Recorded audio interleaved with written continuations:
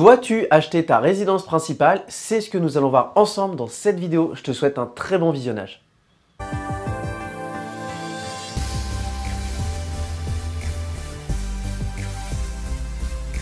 Bonjour à toi, j'espère que tu vas bien. Bienvenue sur cette nouvelle vidéo YouTube. Aujourd'hui, on va voir ensemble si tu dois acheter ta résidence principale.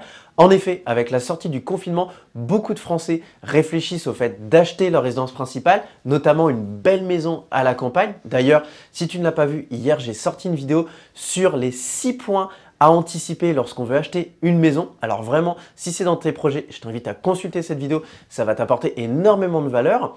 En attendant, je t'invite à rester ici pour voir le sujet de cette vidéo qui, comme tu l'as compris, est le fait de savoir si tu dois acheter ou non ta résidence principale. Cette vidéo va être décomposée en 3 parties parce qu'aujourd'hui, il n'y a pas de réponse exacte.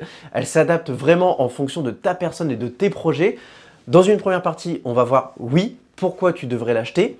Dans une seconde, non, pourquoi tu ne devrais pas. Et une troisième, comment faire pour acheter ta résidence principale, au final content, et au final, pouvoir être aussi bien dans cette phase du oui que du non. Alors, pour la réponse concernant le oui, aujourd'hui, il faut savoir rester terre à terre et je vais vraiment te donner une réponse en 2 parties. La réponse qui fait parler le cœur et la réponse qui fait parler les finances parce qu'aujourd'hui, il faut être transparent. Dans la vie, on reste quand même retenu par son budget. Si tu fais parler le cœur, en effet, aujourd'hui, acheter ta résidence principale semble être une magnifique opportunité puisque tu vas être dans une maison ou dans un appartement qui te plaît, dans une localisation qui te plaît et ça va te procurer un bonheur immédiat.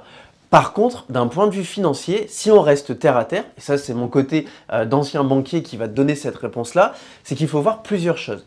La première, c'est qu'aujourd'hui, tu dois rester au moins minimum 8 ans dans le bien immobilier, sauf si tu as vraiment fait une belle affaire à l'achat, pour pouvoir dire d'amortir le coût de l'achat et ne pas être perdant à la revente. Parce qu'en effet, aujourd'hui, beaucoup de personnes vont acheter un bien dit coup de cœur, qui donc du coup est déjà dans un premier temps au-dessus, dans le haut du panier de la valeur du marché et qui en plus de ça, quand tu vas venir rajouter les frais d'agence s'il y en a et les frais de notaire, tu es dans un système où là pour récupérer ton argent, plus en payant les intérêts tous les mois sur ton crédit, tu es dans un système où voilà, il te faut vraiment 7-8 ans et tu dois te poser cette question, c'est est-ce que je suis sûr de rester là pendant 7-8 ans?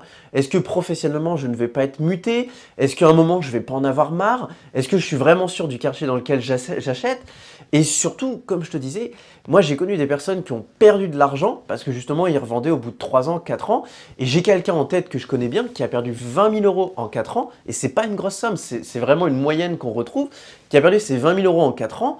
Et si aujourd'hui, on compare avec le même loyer qu'il aurait eu en location, en fait, au final, c'est exactement la même chose. Et comme il me l'a dit, je ne serais même pas resté là 4 ans, je serais peut-être parti au bout de 2 ans. Donc vraiment, l'importance de la flexibilité.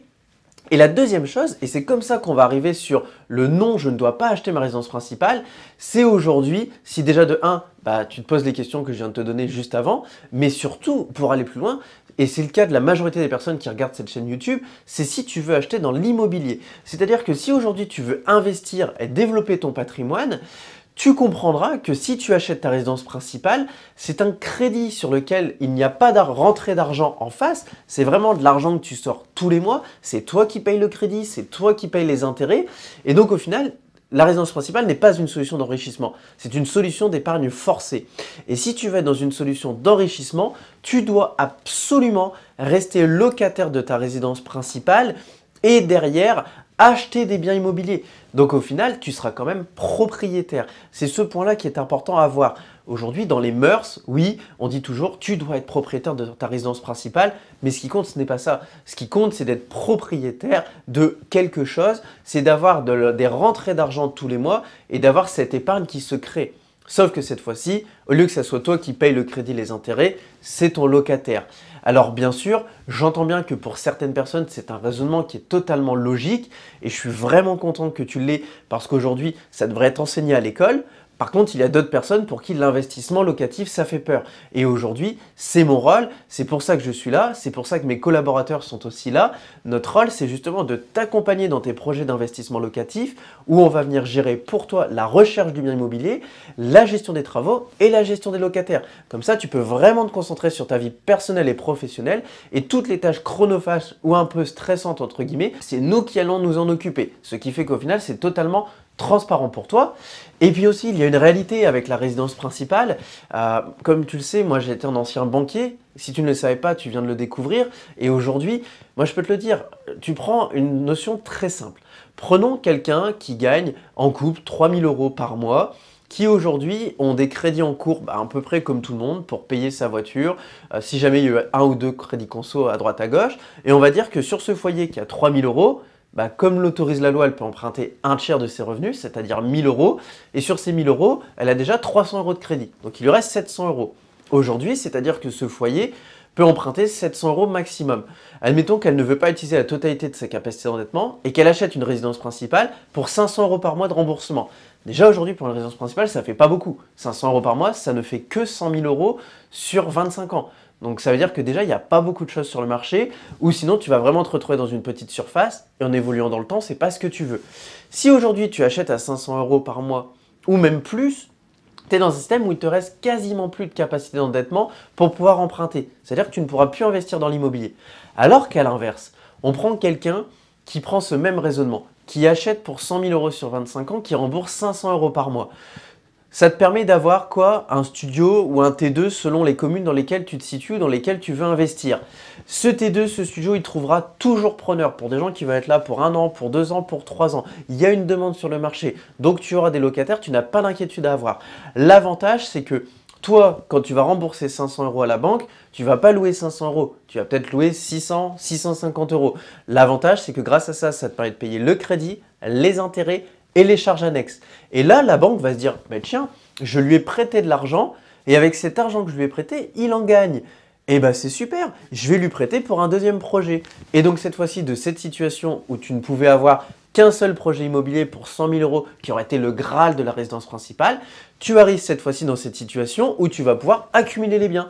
Et c'est comme ça qu'à titre personnel, et c'est aussi le cas pour pas mal de clients que j'accompagne, ces personnes-là se sont retrouvées dans une situation où elles étaient 3 fois, 4 fois, 5 fois, 10 fois plus que ce qu'elles auraient pu emprunter à la base si elles s'étaient cantonnées d'une simple résidence principale.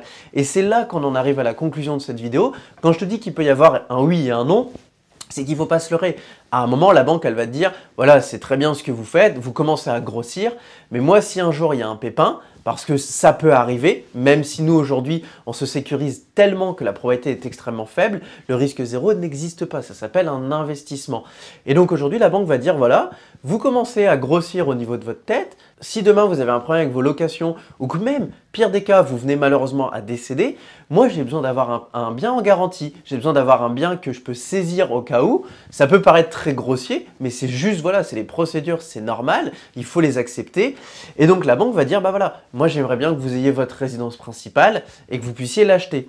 Et c'est là que justement, en arrivant dans un système où tu as accumulé du patrimoine, par exemple sur 5 ans, sur 6 ans, et tu vas pouvoir justement revendre ce patrimoine qui a été acquis, encaisser le capital qui a été remboursé et éventuellement des plus-values s'il y en a. Et grâce à ça, tu vas pouvoir non seulement acheter ta résidence principale cash, ce qui fait que cette fois-ci, tu pourras répondre à ton achat coup de cœur. Et en plus de ça, tu pourras continuer d'investir parce que tu auras toujours ta capacité d'endettement. Et grâce à cette vidéo, justement, tu es dans un système où tu peux te rendre compte que tu peux jouer justement sur les deux tableaux. Et j'espère vraiment que c'est ce que tu vas faire parce que c'est quelque chose de magique et je peux te dire que ce levier d'enrichissement, il est magique et ce n'est pas comme un investissement en bourse ou la constitution d'une société où on croit qu'on va s'enrichir très vite et au final, on a de la désillusion.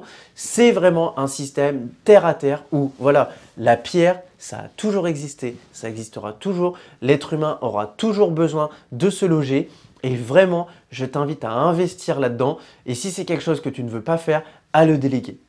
J'espère que cette vidéo t'a plu. Si ce n'est pas encore fait, je t'invite à t'abonner en cliquant sur le lien juste ici ou en dessous sur le bouton s'abonner. Ça te permettra d'avoir une vidéo de ce type chaque jour. Et pareil, si la vidéo t'a plu, je t'invite à laisser un pouce bleu. C'est vraiment la façon de me remercier. Je te dis à très bientôt et je te souhaite de bons investissements. Ciao!